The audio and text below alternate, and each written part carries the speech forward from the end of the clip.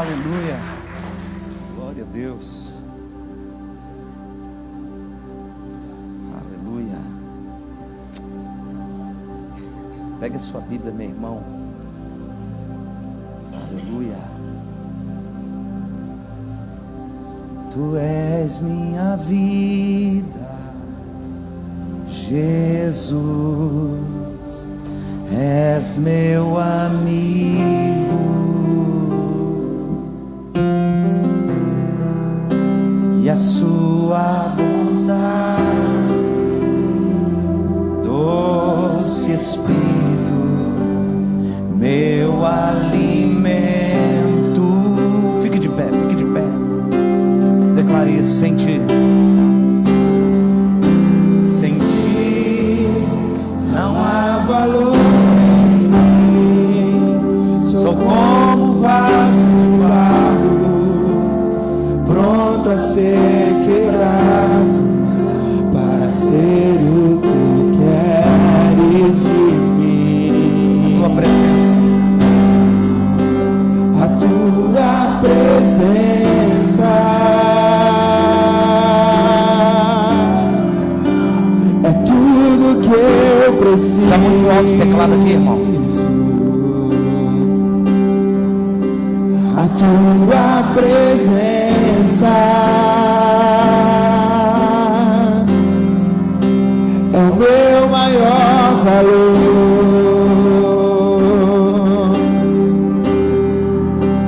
Atrai o meu coração, atrai o meu coração. Tudo que eu quero atrai o meu coração. Aleluia. Atrai o meu coração. Eu posso te tocar.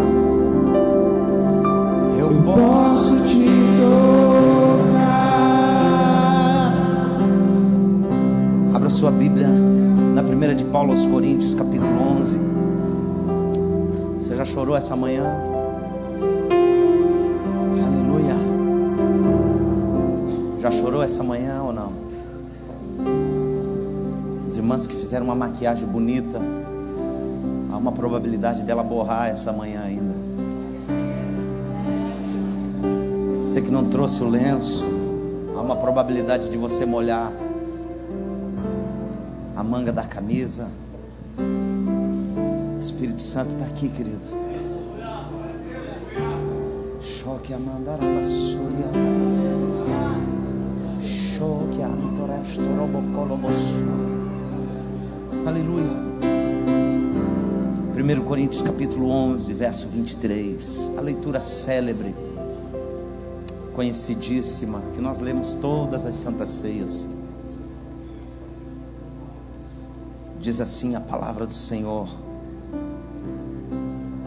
porque eu recebi do Senhor o que também vos entreguei. O Senhor Jesus, na noite que ele foi traído, ele pegou o pão, tendo dado graças, ele partiu e disse: isto é o meu corpo que por vós é dado. Fazei isso em memória de mim. Semelhantemente também, depois de cear, tomou o cálice, dizendo: este cálice é o novo testamento, o novo pacto, a nova aliança no meu sangue. Fazei isso todas as vezes que beberdes em memória de mim. Por quê? Porque todas as vezes que comerdes este pão e beberdes do cálice, estão anunciando a morte do Senhor até que ele venha. De modo que qualquer comer o pão ou beber o cálice do Senhor indignamente será culpado do corpo e do sangue do Senhor. Examine-se, pois, o homem a si mesmo, e assim, depois dessa autoanálise, coma deste pão e beba deste cálice. Porque o que come e bebe para sua própria condenação, se não discernir o corpo do Senhor. E por causa disso há entre vós muitos fracos e doentes e muitos que dormem. Feche os seus olhos, feche a sua Bíblia. Isso. Aleluia. Aleluia. Te adoramos, Espírito Santo de Deus. Te bendizemos, Espírito Santo de Deus. Glorificamos o teu nome, Pai. Eu reconheço as minhas muitas limitações, fraquezas e fragilidades e debilidades. Reconheço o quanto eu não sou, o quanto eu não tenho, o quanto eu não posso. Por isso reconheço a minha dependência de Ti, Deus. Se você puder, meu irmão, levante a sua mão direita aos céus. Mais uma vez, querido Espírito Santo, nós queremos Te adorar.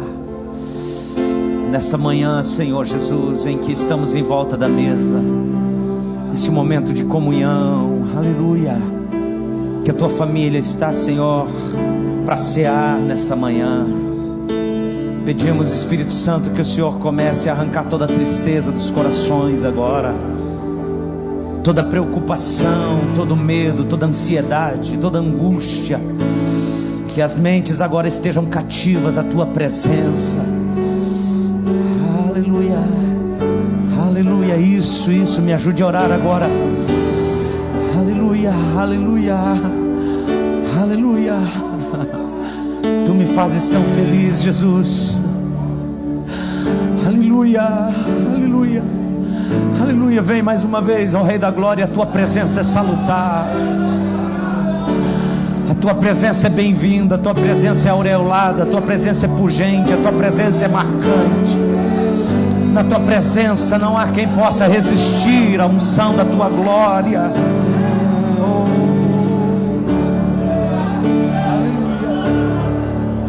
aleluia, aleluia. Alguém me ajude a adorá-lo essa manhã. Alguém me ajude a engrandecer nessa manhã. Alguém me ajude a entronizar nessa manhã nesse lugar.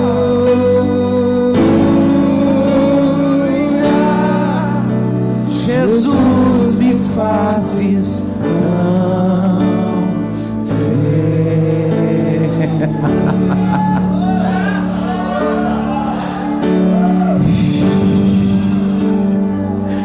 É tão bom estar na Tua presença, Espírito Santo. Eu não vim pregar para nenhuma dessas pessoas que estão aqui, Senhor, na intenção de agradá-las. Eu vim aqui ser profeta Seu, instrumento Seu. Esse culto não é para nenhuma das pessoas que estão aqui, esse culto é para Ti, Jesus. Agrada-te de nós essa manhã. Perdoa-nos por tantas vezes oferecermos a Ti animal, o coxo, o cego. Perdoa-nos por tantas vezes oferecemos cultos que o Senhor não está nesse lugar. Aleluia, aleluia, glória a Deus. Se assente, meu irmão. Aleluia, aleluia.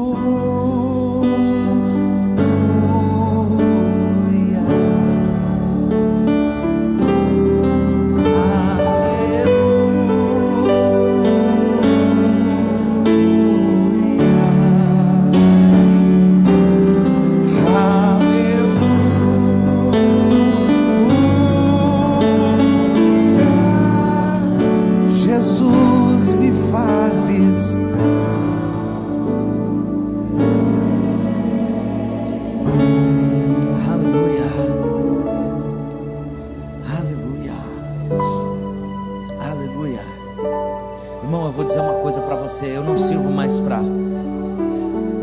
ficar brincando de cultinho. Eu não sirvo mais para ir para a igreja se eu não sentir a presença dEle. Eu não quero pregar se não for para ser instrumento afiado nas mãos dEle. Não quero fazer você perder seu tempo precioso, seu domingo de manhã, que você podia estar assistindo o Globo Espetacular, Esporte Espetacular. Você poderia estar assistindo a corrida, ver o Sebastian Vettel ser campeão essa manhã. Você poderia, quando Ayrton Senna morreu, um grande pregador disse assim: com a morte do Ayrton Senna, os crentes têm que aprender uma grande lição, que no pódio do Calvário Jesus foi mais veloz do que a própria morte. Você podia estar fazendo tantas outras coisas essa manhã. Você veio à casa do Pai.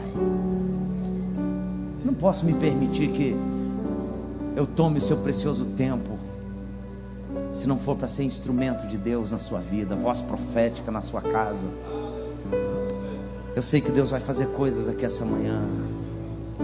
Então, por favor, não perca uma palavra do que você vai ouvir neste lugar.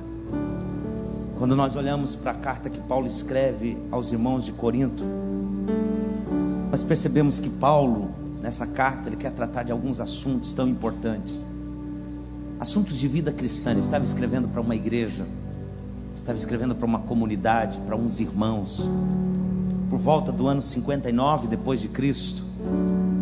Paulo escreve essa carta com alguns objetivos. Eu sei que tem mais, mas eu destaquei aqui 6 objetivos principais da carta de Paulo e quero compartilhar com vocês.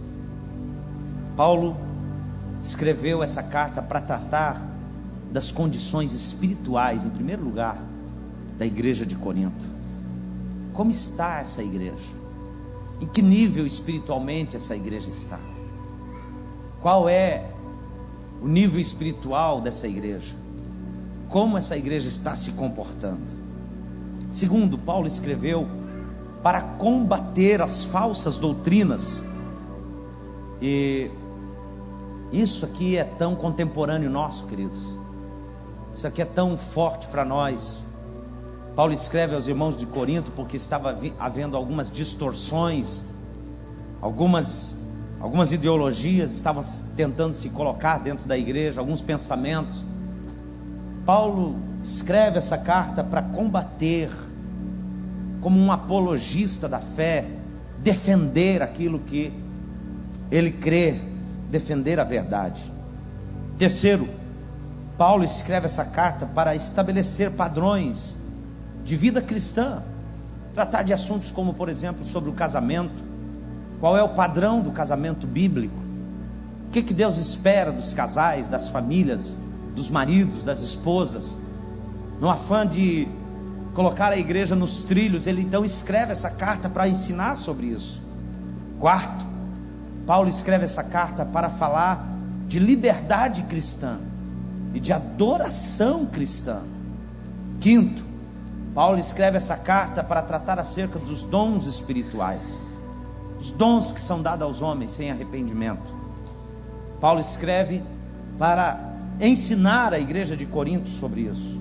E sexto, e é sobre isso que eu quero falar um pouquinho, Paulo escreve essa carta para tratar dessa revelação que ele teve, desse vislumbre que ele teve sobre o ato da Santa Ceia, esse momento de coinonia, esse momento de comunhão, essa revelação que ele teve, esse modelo que nós usamos aqui todos os meses, com tantas lições nas palavras paulinas aqui para nos ensinar. Queridos, a ceia, ela é uma ordenança instituída pelo próprio Cristo. Foi Jesus que instituiu a ceia, para ser praticada até que Cristo volte. Algum tempo atrás eu preguei uma mensagem exatamente sobre esse mesmo texto num culto de Santa Ceia, e eu falei que a cruz ela tem 4 pontas, e uma ponta aponta para trás, a morte de Cristo. A segunda ponta aponta para frente, a vinda de Cristo até que Ele venha. A terceira aponta para dentro, examine-se o homem a si mesmo. E assim, depois disso, ou seja, depois de se examinar, coma deste pão, beba deste cálice. Mas há uma outra ponta que aponta para os lados. Isso fala de comunhão. A cruz é vertical e horizontal. Comunhão com Deus e comunhão com o próximo, comunhão com o irmão. É bom se pudéssemos ter aqui uma grande mesa, mas muito grande mesmo, para que todos pudessem sentar-se à mesa e a gente saísse dessa liturgia engessada, de pensar que a ceia é apenas um pouquinho de pão e vinho, que vão simbolizar. Ceia é comunhão, ceia é alegria, ceia é comunhão uns com os outros. E você não pode ter comunhão com Deus que você não vê, disse Jesus, se você não tem comunhão com o teu irmão que está do teu lado. É por isso que no ato de tomar o cálice, aqui a gente troca de cálice. Por quê? Porque quando você troca de cálice, você diz assim: temos comunhão através do sangue de Jesus, que nos purifica de todo o pecado. Quando as diferenças caem por terra, não importa que carro que você chegou aqui, não importa como você vai para casa, se você vai comer maionese na hora do almoço, se você vai comer churrasco, se você vai comer picanha, ou se você vai comer o macarrão aqui da cantina, meu irmão, que é muito bom por sinal. Não interessa onde você mora, se é no centro, se é na Vila A, se é na Vila B, se é na Vila C, não interessa se é no outro lado da cidade, nós temos comunhão através do sangue de Jesus, que nos purifica de todo o pecado. E o que está faltando na igreja hoje não é união, as pessoas até são unidas, o que está faltando na igreja hoje é unidade. Sabe qual é a diferença de união e unidade? União é você pegar um saco e encher de batatas. Cada batata tem o seu defeito, cada batata tem a sua cor diferenciada, cada batata tem o seu tamanho, e você pode identificar uma a uma. Mas se você pegar esse saco de batata, descascar, e você fazer um purê, você não vai saber onde é que está a batata A, a B, a C, você não vai saber quem é quem, porque agora foi mexido, porque agora não há mais diferença, porque agora não há mais judeu, porque agora não há mais grego. Na cruz de Cristo, todos nós somos do mesmo tamanho, não tem ninguém maior do que ninguém neste lugar. Aleluia, aleluia. Não interessa quanto você ganha por mês, cara, não interessa. Que não interessa onde você trabalha, não interessa. Não interessa quanto você ganha, quanto é o seu dízimo. Não interessa se você tem empresa ou não. Não interessa se você todos os dias atravessa a ponte da amizade para ganhar o seu ganha-pão todo dia. Não interessa. A cruz é o único lugar que ladrões e reis morrem do mesmo jeito. Aleluia, aleluia. Levante a sua mão agora aos céus. Aleluia, eu profetizo unidade neste lugar, unidade de propósito neste lugar. Se você crê que eu sou homem de Deus, e eu não preciso dizer que eu sou, porque eu sei quem eu sou em Cristo, eu quero que você comece a receber essa unção que está neste lugar, esta glória, este mover, que você comece a liberar o que está aí dentro de você, uma palavra de louvor, uma palavra de gratidão, uma palavra de adoração, um hino ao Senhor, um cântico ao nosso Deus, porque grandes coisas fez o Senhor por nós, e por isso nosso coração está cheio de alegria, e mais um mês nós vencemos, e vamos continuar vencendo, em nome de Jesus de Nazaré. Aleluia, aleluia. A cruz é o único lugar que ladrões e reis morrem do mesmo jeito. Quero falar um pouco nessa manhã sobre essas verdades da Santa Ceia, das recomendações de Paulo aos irmãos de Corinto. Primeiro, Paulo diz assim: eu recebi do Senhor. Senhor aqui no grego é Kyrios, Senhor dos céus, da terra, mas também Senhor das nossas intimidades. Ele diz: eu recebi do Senhor o que também vos ensinei. Qual que é a verdade aí, pastor? Escute. Qual que é a lição aí, pastor? Com isso Paulo está dizendo que tinha alguém que lhe dava o aval do que ele estava ensinando, alguém que lhe garantia falar o que falava, escrever o que escrevia, alguém que autenticava aquilo que ele estava verbalizando. Ele não estava ensinando o que ele pensava, ele não estava escrevendo o que ele achava, ele não estava escrevendo o que ele pensava apenas, ele estava dizendo que existia uma fonte de onde ele recebia. Eu ensino a vocês o que eu recebi do Senhor. Não há intermediário entre nós, não há uma igreja entre nós, não há um sistema judaico falido que pega e tenta remodelar as leis para que a gente possa cumprir entre nós. Não há nenhuma outra ideologia ou pensamento ou não há nenhuma pitada. Nós fomos agora nas cavernas de Qumran. Na primeira vez que fomos, não foi possível visitar aquele lugar, e aquela visita ali é muito impressionante, pastor Aguinaldo, que é a segunda vez que você foi. Por quê? Porque quando os manuscritos foram encontrados, contemporâneos de Jesus, a primeira ideia que se teve, os céticos, os ateus, é que agora a gente ia expor o cristianismo e a Bíblia, e mostrar o quanto esse povo está equivocado, o quanto essa legião de seguidores em volta do mundo está errada, o quanto isso foi adulterado. Afinal de contas, foi traduzido de uma língua para outra, de outra língua para outra, tradição oral, e agora vai chegar até eles, com certeza está distorcido, porque se você for traduzir até uma música do inglês para o português, alguns sentidos vão mudar. Então logo, a Bíblia também mudou, e não é bem assim como vocês estão lendo. Essa era a bandeira dos céticos, essa era a bandeira daqueles que não acreditavam.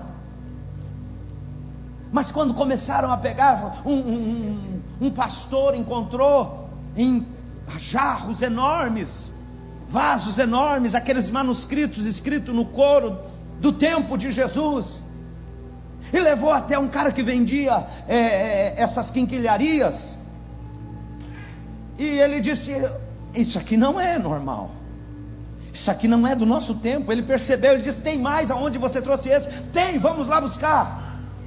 Resultado, chegou até a Universidade de Jerusalém, e eles agora começaram a fazer uma avaliação, e agora vamos provar ao mundo que a Bíblia é uma farsa, que a palavra que eles dizem de Deus está cheia de erros e de colocações regionais e de conceitos individuais de quem quer que seja. Pasmem, eles começaram a ler os manuscritos de 2000 anos e a comparar com os editos da palavra de Deus, e a cada palavra eles ficavam mais embasbacados, e a cada palavra eles ficavam mais boquiabertos, e para eles era uma novidade, mas para nós não. Deus guardou a sua palavra intacta, e não há um erro ou um equívoco sequer na palavra dele. Está lá para quem quer ir ver lá os manuscritos de Qumran. E Paulo aqui está dizendo: o que eu estou escrevendo a vocês não é o que eu penso, não é o que eu deduzo. O que eu estou ministrando a vocês é o que eu recebi do Senhor. Em um tempo de tantas inovações, queridos, em um tempo de tantas invenções, em um tempo em que são tantas as novidades no mercado, em um tempo em que os evangélicos têm opções inúmeras, as igrejas são inúmeras, as placas denominacionais são inúmeras, as opções de liturgia são inúmeras. O que Paulo está dizendo e declarando é que existe uma cadeia alimentar para alimentar a igreja, e a igreja alimentar o mundo. Como assim, pastor? Ele está dizendo: eu recebi de Deus, a igreja de Corinto vai receber de mim, e Corinto vai receber da igreja. Não pode ter intermediários entre isso. Não pode haver nessa cadeia alimentar. Corinto só vai ser abalada, transformada, mudada se isso acontecer. Eu recebi de Deus, a igreja está recebendo de mim, e Corinto vai receber da igreja. É por isso que a Bíblia diz que Cristo é o cabeça do varão, o varão o cabeça da mulher. A fonte é essa. Cristo se alimenta de Deus, o homem se alimenta de Cristo, e a mulher se alimenta do homem. E é por isso que existem tantos casamentos falidos, porque as fontes estão secas. Secas. Paulo está dizendo: é uma cadeia alimentar. Eu me alimentei de Deus, Corinto se alimenta de mim, e a cidade se alimenta da igreja. Uma igreja só pode dar respostas a uma cidade, irmãos, quando ela está recebendo de Deus, quando ela está recebendo de Deus. Uma igreja, irmãos, eu vou dizer uma coisa para você: se a nossa igreja sumisse do mapa, se não existisse mais aqui Quero Viver, e colocasse um mercado ou qualquer outra coisa aqui, qual a diferença nessa cidade que a nossa igreja está fazendo? Se nós não fazemos diferença, não há por que existir. Mas nós fazemos sim. Neste lugar nós estamos levantando um templo ao Senhor, uma tenda ao Senhor, um lugar de adoração. E é desse lugar que vamos bombardear as nações com a palavra de Deus. Aleluia. Aleluia! Esses dias eu estava lendo um ensaio de um grande escritor. Eu pelo menos admiro muito esse cara. Não vou falar o nome dele aqui, porque tem algumas aversões a esse cara. E ele disse assim, em um ensaio ele colocou assim o título desse ensaio: igrejas também morrem. Eu fiquei pensando, será que igrejas morrem? Será que é possível uma igreja morrer, pastor Aguinaldo? Será que é possível uma igreja morrer? Como pode? Onde ficam as palavras?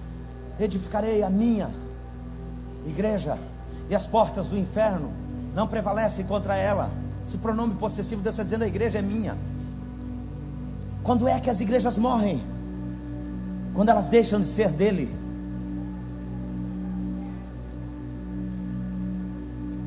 Quando elas passam a ter um patrão, um dono, alguém que vai gerir esse negócio.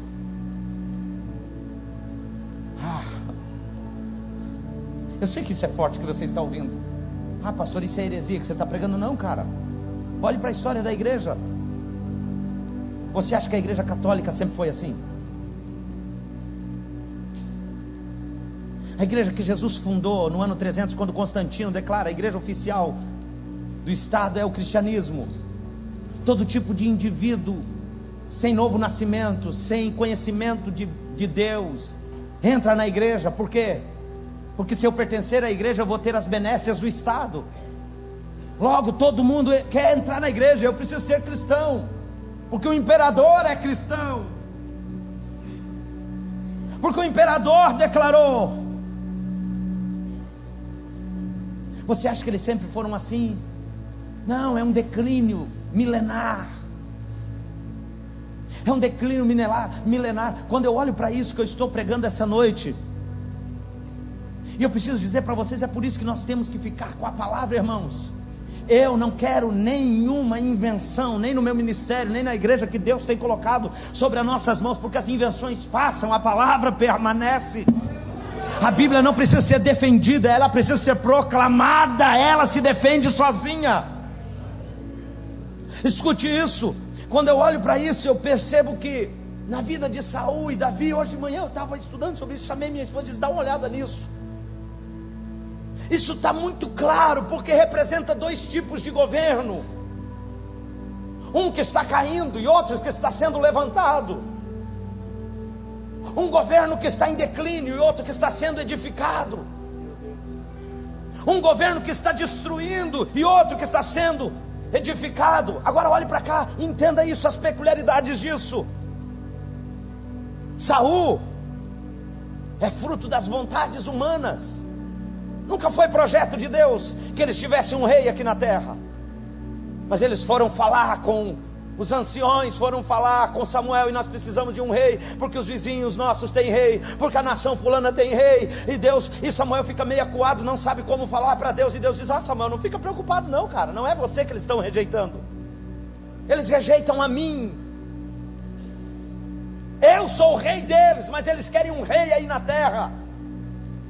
E o governo que está caindo é o governo que representa a vontade humana, os conceitos humanos. Saul era o maior homem de Israel. Isso não te parece, não te parece similar com alguma coisa? Saul era o que devia ir guerrear contra o Golias. Era ele que deveria ir. Era ele que deveria se levantar. Era ele que deveria colocar a armadura, empunhar a espada e dizer: eu vou para a guerra. Quem é esse incircunciso para afrontar uma nação? Mas ele está acuado, ele está com medo. É um governo medroso, que não é ousado. Saul tem trono, Saul tem súditos, Saul tem um exército, Saul tem um palácio. Ele só não tem mais o Espírito de Deus com ele. Ele tem tudo.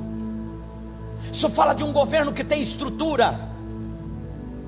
de um governo que tem palácio, que tem súditos, que tem tudo para ir bater de frente com Golias, que tem tudo para ir confrontar Golias, porque o urso vem contra o pastor, o leão vem contra as ovelhas, mas o gigante, ele vem contra a nação.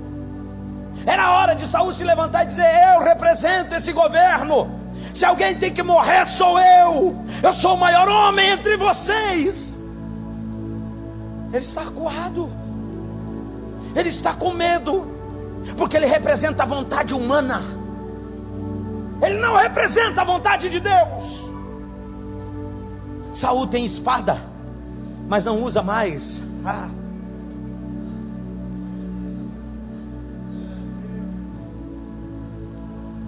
Saul não se basta por ter Deus, ele agora quer uma feiticeira.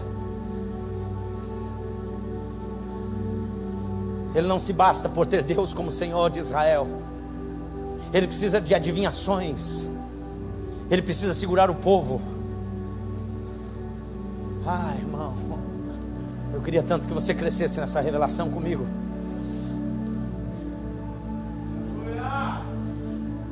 Ele não se basta por ter Deus presente, ele precisa agora representar Deus.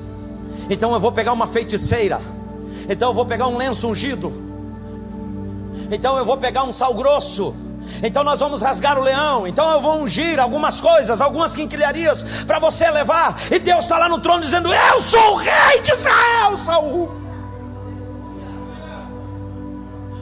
Eu sou Deus, cara. Você não precisa disso.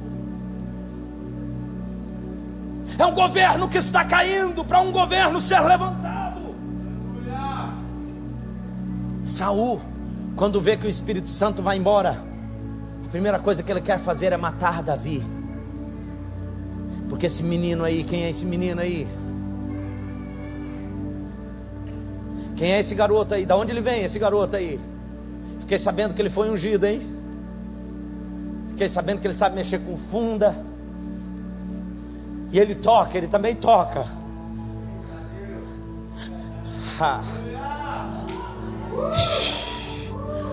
Aleluia. Aleluia. Aleluia. Deus não basta para Saul, ele precisa de artifícios humanos. Eu amei quando vi o pastor Luiz Hermínio dizer que eu acho que foi Deus que inspirou alguém para criar a TV de LED, que daí ninguém mais consegue colocar o copo d'água em cima da TV. Amei isso. O dia que eu precisar representar Deus num lenço ungido é porque Ele não está mais. O dia que eu precisar representar Deus num sal grosso é porque Ele não está mais. O Deus estava olhando lá do céu dizendo: Saul, larga a feiticeira, larga o misticismo, eu ainda estou no meio de Israel, Saul.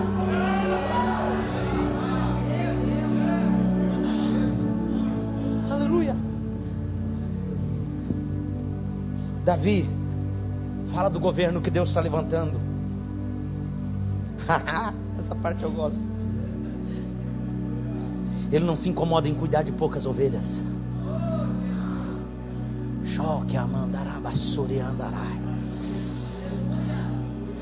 Ele não se incomoda se ele está escondido.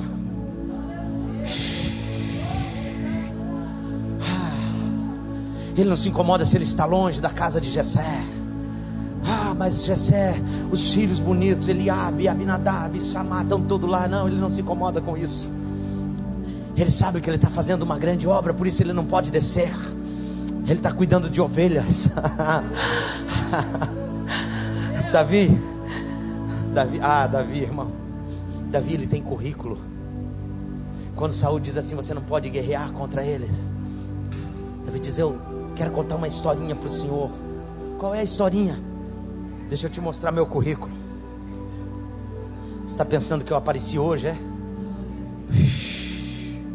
Dá uma lida aí. Teu servo estava cuidando de ovelhas, e de repente, ó rei, meu senhor, vem um leão, e deram contra elas, mas eu fui lá. É mesmo, é. Eu tenho mais, sei mais, aguenta aí. Teu servo estava cuidando de ovelhas, de repente vem um urso, e agora teu servo deu contra ele, e o matou, e o despedaçou. Eu tenho palácio, eu tenho rei, mas eu nunca matei um leão. Eu nunca matei um urso. Pois é, eu estou indo guerrear contra esse gigante. Aí Saul tenta usar o sistema para colocar em Davi. Então coloca a minha capa. Então pega a minha espada.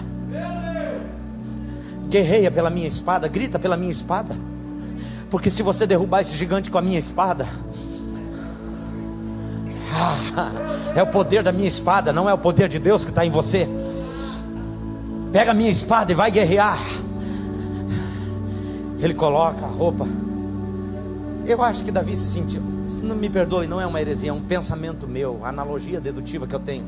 Eu acho que Davi no início se sentiu até meio honrado, por isso que ele colocou a roupa. Só vou com a roupa do rei, cara.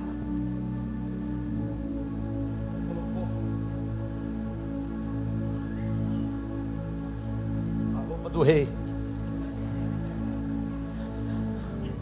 Você está desengonçada. Não dá. O paletó não dá. Aí coloca a armadura. Tá grande. Não dá.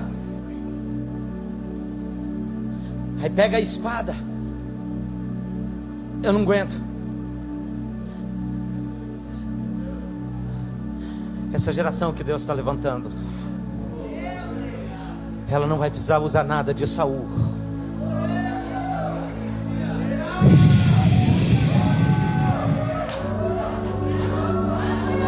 Aleluia. Aleluia.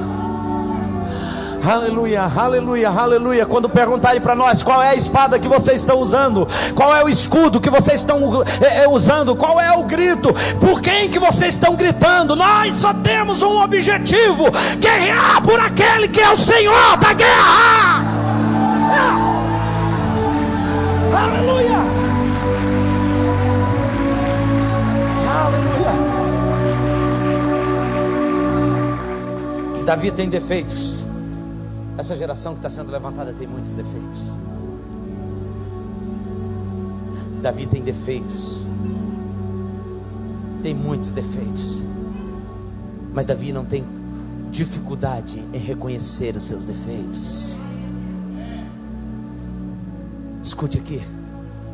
Quando Natan vai confrontá-lo e pôr o dedo no rosto do rei, e conta aquela historinha do cara que tinha muitas ovelhas, o outro tinha uma só, e ele pega a ovelhinha do que tinha uma só. Davi se enche de autojustiça e diz: eu vou matar esse cara. Onde está esse? Deus diz: esse cara é você. Davi podia ter matado Natan na hora, destruído, cortado a cabeça. Sabe o que ele faz? Ele se humilha. Escreve o Salmo 51: pequei. Homens que não tenham dificuldade de se humilhar, homens que não tenham dificuldade de reconhecer. Pequei, errei, irmão, errei, me desculpa aí, errei, pequei, estou me sentindo impuro, estou me sentindo sujo. Aí ele diz assim: lava-me, purifica-me. Por que ele dizia isso? Porque que Davi entrou em parafuso quando viu que tinha errado? Porque ele viu tudo que tinha acontecido com Saul, o governo que foi deposto. E ele disse: eu tenho que aprender com os erros dos outros. Eu não posso deixar acontecer isso comigo. Tem misericórdia de mim, Deus. Tira o trono, tira os súditos, tira o palácio, mas não retira o teu espírito de dentro de mim. Essa geração que está sendo levantada, irmão, ela não vai estar muito preocupada com o trono, nem com o palácio, nem com os súditos. Essa geração que está sendo levantada, ela vai estar preocupada se o Espírito está ou não, se o Espírito está agindo ou não, se há lágrimas, se há fervor, se há adoração, se há milagre, se há unção, se há a presença de Deus. Então a gente vai continuar, apesar das nossas fraquezas, nós vamos continuar caminhando. Aleluia, aleluia. Dois tipos de governo: governo de Saul e o governo de Davi. O que isso tem a ver, pastor? Que nós vamos ficar como Paulo: eu recebi do Senhor, eu também vos ensinei. Não me traz nenhum segredo aqui, irmão. 21 passos para a igreja crescer. A igreja não precisa de anabolizante. Cresce, mas cresce defeituosa, cresce com problemas. Não. Qual que é o segredo então, pastor? Vamos orar, irmãos. Vamos orar até cansar. E depois que cansar, a gente ora até descansar. Vamos chorar, vamos chorar, vamos chorar. A Bíblia convida, chore os ministros de Deus entre o alpendre e o altar. E diga, poupa o teu povo, Senhor. Nós não precisamos de nenhum artifício, nenhum mecanismo. Não, nós não precisamos, irmão, porque tudo que é vivo cresce. Tudo que é vivo cresce. É Deus quem vai fazer crescer. Nós vamos ficar na palavra. Se você concorda com isso, adore o nome dele. Aleluia. Segundo, Paulo diz assim: na noite que foi traído, pegou o pão. Jesus vai fazer a Santa Ceia na noite que foi traído. Tem noção disso, irmão? Uma pessoa que é traída quer fazer o quê, irmão? Quer se esconder. Uma pessoa traída quer fazer o quê? Não quer que ninguém saiba. Jesus vai cear na noite escura da traição. Nós estivemos no cenáculo onde foi a última ceia, a última Páscoa. A gente aprendeu que só pode tomar ceia quando estiver tudo bem. Já viu que a religião ensinou isso pra gente? Você tem que tomar ceia quando estiver tudo bem. Eu vou perguntar aqui, tem alguém que está tudo bem aqui? Não, se tiver, se manifeste, por favor, quem é que está tudo bem? Eu não estou tudo bem, irmão. Mas a religião ensinou que a gente tem que tomar ceia quando estiver tudo bem. Não é porque eu posso, é porque eu preciso. Eu preciso disso. Então é na noite que foi traído, na noite escura da traição. Irmão, se você achar que está tudo bem com você, é porque você andou fazendo alguma coisa errada, alguma coisa escondido. Se você gritar daí, pastor, eu estou fraco, eu digo, Santa Ceia. Pastor, eu errei. Santa Ceia. Pastor, eu me equivoquei. Santa Ceia. Pastor, eu troquei os pés pelas mãos. Santa Ceia. Pastor, eu pisei na poça de lama. Santa Ceia. A quem muito é dado, muito será perdoado, muito será adquirido, pedido. Mas escute o que eu vou lhe dizer: quando você entender esse princípio, que você toma ceia não porque você está bem, mas porque você precisa se alimentar dele. Dele.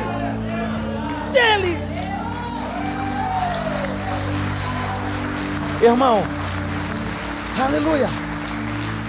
Quando é que o médico diz que nós temos aqui uma irmã que é nutricionista.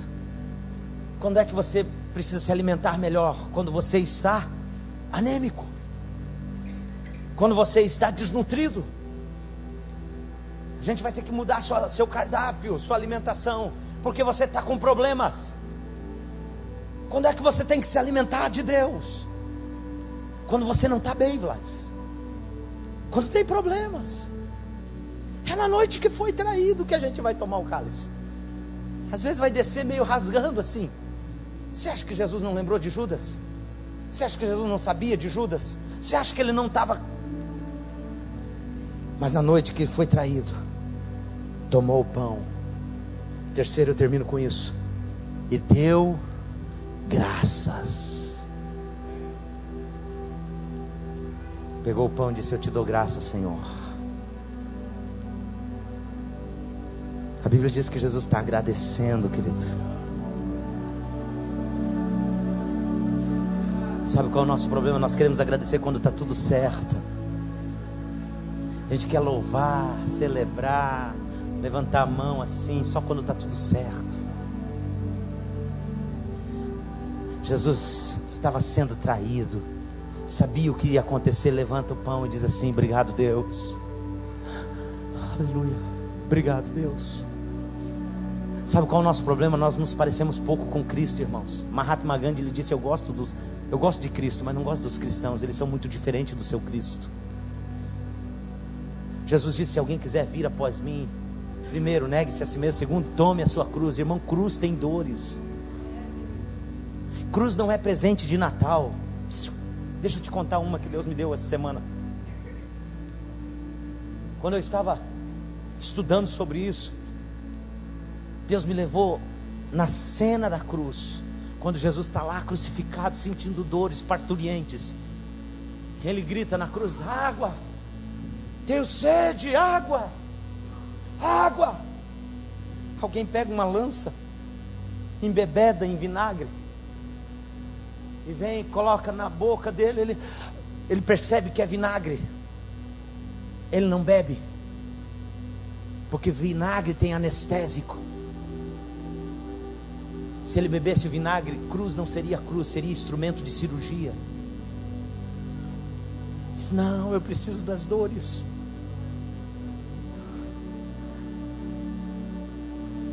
Nosso problema, irmãos, é que a gente quer estar crucificado com Cristo, mas sem sentir dores, sem ter problemas, sem ter lutas. Jesus pega o pão, antes de ser entregue, e agradece: eu te dou graças. Mesmo não querendo essa hora, mesmo não entendendo muita coisa, ele, como homem, ele pede para que passe dele esse cálice, mas não faça a vontade dele, mas sim a de Cristo, a de Deus. Ele agora dá graças a Deus pelo pão que vai comer, pelo cálice que vai beber.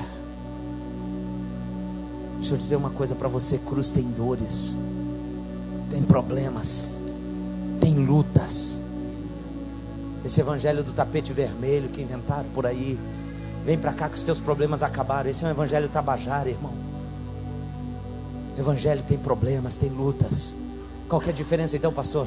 É que você terá a presença dele todo dia, o dia todo. Eu não vou cear hoje porque eu estou com problemas. Você é o cara certo para cear hoje. Eu não vou para a ceia hoje porque eu estou com lutas. Você está no lugar certo essa manhã.